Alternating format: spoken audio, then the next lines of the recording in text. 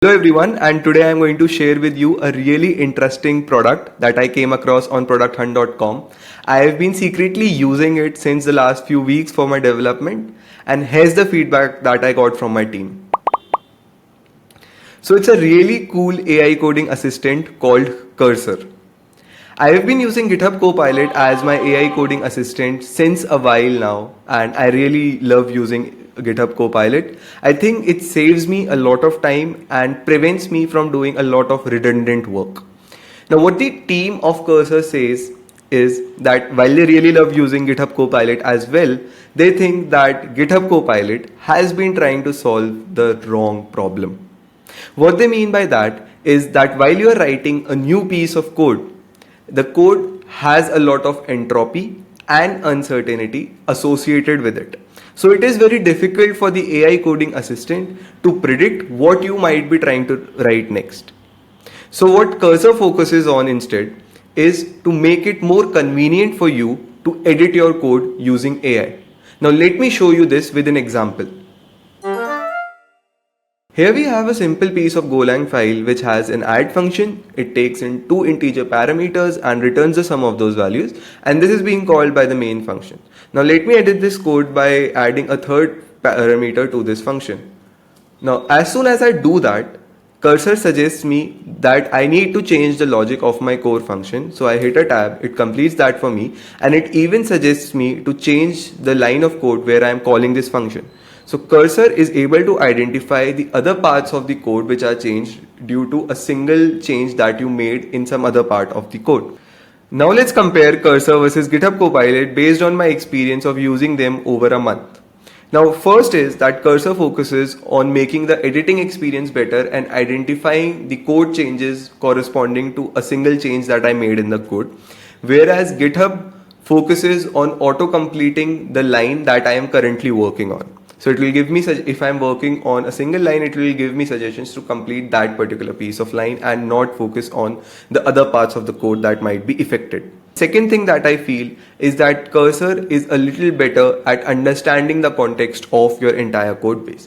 While working in a large code base, it is very important for the AI coding assistant to capture the entire piece of code base, and while you're trying to write a new code or edit a code or whatever, it should be able to follow the code principles and the code patterns that you have been following in your entire code base, because there is a high chance the new code that you are trying to write will follow that principles as well. The third thing where I felt that Cursor is lacking a little bit is the latency. So when you are using Cursor, it might occur to you that either Cursor will not give you auto suggestions, or you might have to wait more than a couple of seconds for the suggestions, which might become a little irritating. I think while using GitHub Copilot, I didn't feel this happened often.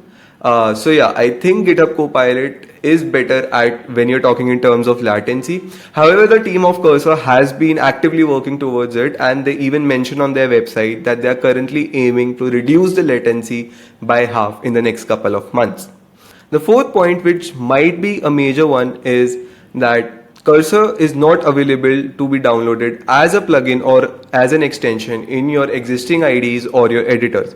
While you can use GitHub Copilot very easily, you can download the plugin or extension in your IDEs and you can just get started. For Cursor, you need to download their own IDE, which is called Cursor.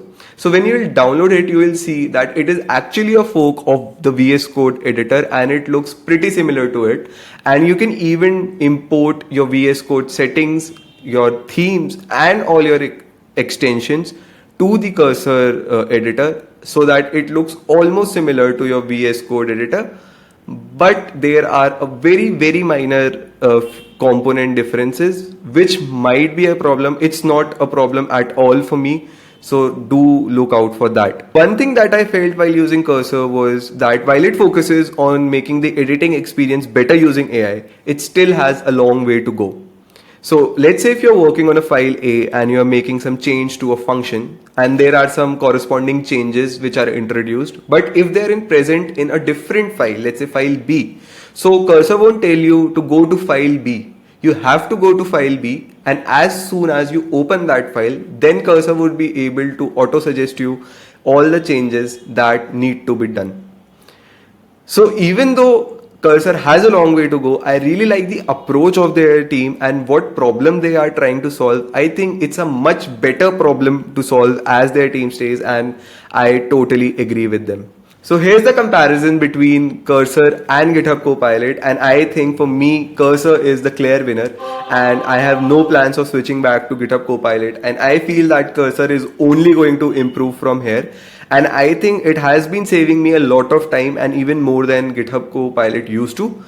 So yeah, I think it's the clear winner for me. So do check this product out. It's free to download and has a free tier available, which should be enough for your personal development needs. And do let me know in the comment section about what do you think about the product and what do you think all can be improved, what are the shortcomings and all, and we'll be discussing them in the comment section. Please hit the like and subscribe button. That keeps me motivated to make such content and share such products with you. And thank you for watching this video. Bye bye.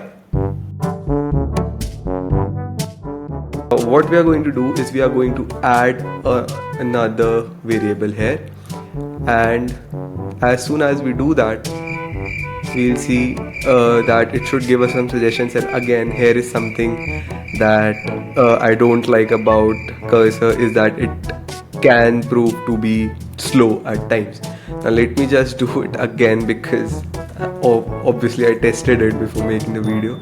So when you're working on a large code base, it is very important for the AI coding assistant to capture the context or capture your code. Now let's say there are some